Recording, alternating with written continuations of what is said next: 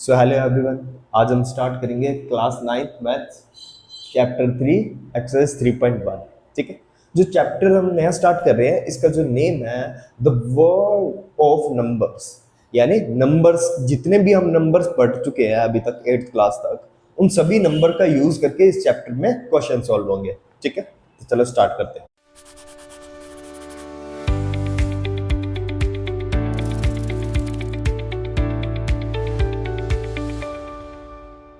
सो हमारा पहला क्वेश्चन है, मैं आई होप आपको विजिबल होगा, मैं आपको एक्सप्लेन कर देता हूँ क्वेश्चन।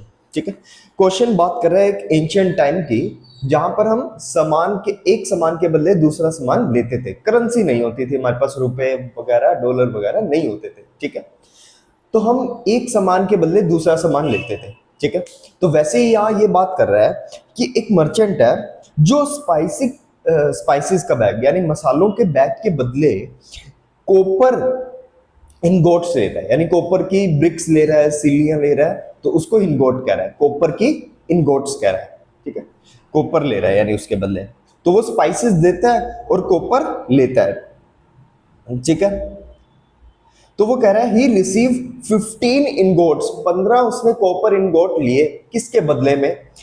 2 स्पाइसेस के बैग के बदले। 2 स्पाइसेस का बैग ले गया था, उसके बदले उसने 15 इनगोट लिए। ठीक है, अब वो कह रहा है कि if he brings the 12 bags of spices, अगर वो 12 बैग एक्सचेंज करना चाहे तो उसको कितना कॉपर मिल जाएगा, ये हमें बताना है। एकदम इजी क्वेश्चन है, यूनिटरी मेथड से करेंगे, जो आप बचपन से 5th क्लास से पढ़ रहे हो। ठीक है, देखते हैं कैसे। 2 बैग्स ऑफ स्पाइसेस, उसको क्या मिलता है? 15 इनगोट्स मिलते हैं। ठीक है, तो अगर एक स्पाइसेस बैग के बदले उसको कितना मिलेगा? 15 डिवाइड बाय 2। 2 थे, 1 निकालने के लिए 2 से क्या कर दिया? डिवाइड कर दिया। अगर हमने निकालना है कि वो 12 बैग्स के बदले कितना लेगा, तो 12 से क्या कर देंगे? Multiply. So 15 upon 2 multiply by 12। ठीक है, 1 का निकालने के लिए डिवाइड करते हैं, फिर ढेर सारा निकालना हो तो उससे मल्टीप्लाई कर देते हैं। सो कट हो रहा है, 2 1 जा 2, 2 6 जा 12, क्या बचा? 15 इंटू 6, 15 6 जा 90, तो उसको कितने इनगोट्स मिलेंगे? 90 इनगोट्स मिलेंगे। आई होप बिल्कुल इजी होगा।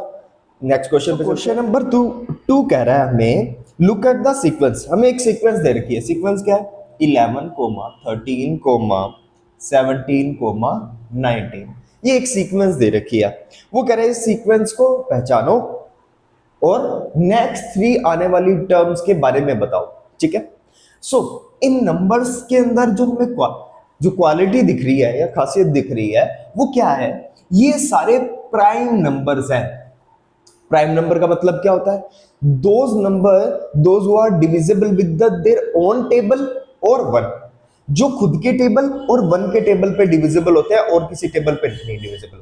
यानी 11 या तो 11 के टेबल पे आएगा या फिर 1 के टेबल पे आएगा, 13 भी 13 या 1 के टेबल पे आएगा, 17 या 1 के टेबल पे, 19 या 1 के टेबल पे।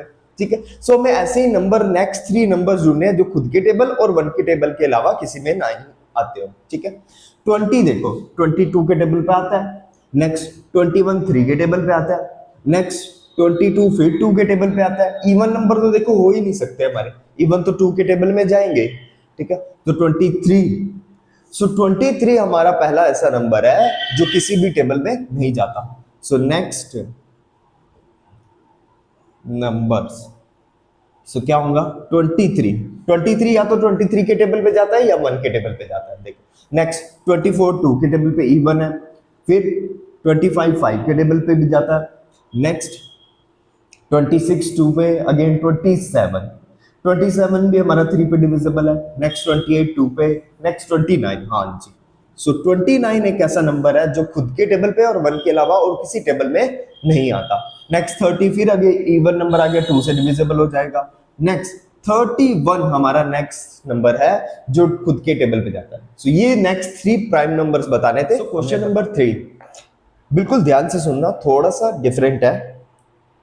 सो क्वेश्चन कह रहा है we know that the natural number are closed under the addition. कि नेचुरल नंबर होते हैं वो एडिशन के अंदर क्लोज्ड होते हैं। अब इसका मतलब क्या है वो ब्रैकेट में इसने एक्सप्लेन किया क्वेश्चन में। The sum of any two natural number is a natural number. वो कह रहा है किसी भी दो नेचुरल नंबर को ऐड कर लो, हमेशा ऐड होने के बाद क्या आएगा, एक नेचुरल नंबर ही आएगा। ठीक है, तो इसलिए इस प्रॉपर्टी को क्या कहते हैं, क्लोज्ड अंडर द एडिशन, यानी एडिशन के लिए वो क्लोज्ड है। कैसे, देखो एग्जांपल देता हूं, जैसे 2 + 3 कर लो। 2 और 3 दोनों ही नेचुरल नंबर है। अच्छा, नेचुरल नंबर होते क्या, 1 2 3 डॉट डॉट डॉट इनफिनिट तक, 1 से स्टार्ट होकर इनफिनिट तक ये सारे नेचुरल नंबर होते हैं। ठीक है, सो 2 और 3 भी नेचुरल नंबर है। अगर इन दोनों को ऐड करें तो क्या आता है, 5, जो कि अगेन एक नेचुरल नंबर है। उल्टा कर दो तो भी ऐसा है, देखो 3 + 2 तो भी हमारा नेचुरल नंबर 5 ही आएगा, कोई फर्क तो पड़ेगा नहीं। वो कहेगा एडिशन के लिए तो ये बात सच है, आप सब्ट्रैक्शन के लिए बताओ क्या ये बात सच है या नहीं, कि वो क्लोज्ड है या नहीं। तो वो कह रहे हैं 3 एग्जांपल भी दो इसके। ठीक है, क्लोज्ड अंदर justify answer with the examples. ठीक है, सो हम एग्जांपल देते हैं फॉर सब्ट्रैक्शन। सो यही एग्जांपल ले लेते हैं हम। 2 - 3 क्या होता है, 2 - 3 -1 होता है। ठीक है, ये दोनों नेचुरल नंबर थे, बीच में सब्ट्रैक्शन लगाया, आंसर क्या आया, नेचुरल नंबर नहीं आया, क्योंकि आंसर क्या आ रहा है, -1 -1 नेचुरल नंबर होता ही नहीं। ठीक है, तो सब्ट्रैक्ट करने के बाद वापस आंसर जो आना चाहिए वो नेचुरल नंबर आना चाहिए। ठीक है, और कोई एग्जांपल ले लो, 5 - 1 आंसर क्या आता है, -4, अगेन नेचुरल नंबर नहीं है। एक और एग्जांपल लेते हैं, तो पहले आप सॉरी उल्टा लिख दिया मैंने, 1 - 5, अगेन ये नेचुरल नंबर नहीं है, -4 आ जाएगा। तो पहले आप छोटा नंबर ले लो, फिर ग्रेटर नंबर लो, तो आपका आंसर सेटिस्फाई नहीं होगा। इसी तरह के एग्जांपल आपको देने हैं। ठीक है, आप कुछ और भी एग्जांपल दे सकते हो, जरूरी नहीं जो मैंने एग्जांपल दिया वो लिखना है। जैसे मैं लिखता हूं 8 - 11, आंसर आएगा -3, अगेन नेचुरल नंबर नहीं है। सो हम कहेंगे it is not natural number are not closed under subtraction। हाँ जी, subtraction। तो हमने लिख दिया नेचुरल नंबर है वो क्लोज नहीं होते सब्ट्रैक्शन के अंडर में। ठीक है, नेक्स्ट क्वेश्चन पे चलते हैं। लास्ट क्वेश्चन की तरफ चलते हैं, एक्सरसाइज 3.1 के क्वेश्चन नंबर 4। थोड़ा सा डिफरेंट है। इसमें कह रहा है वो ancient time use the just a finger to count. वो कह रहे हैं एंशिएंट टाइम में, पुराने जमाने में जब पेपर या पेन वगैरह या काउंटिंग ही नहीं होती थी तो उंगलियों पर काउंट करते थे।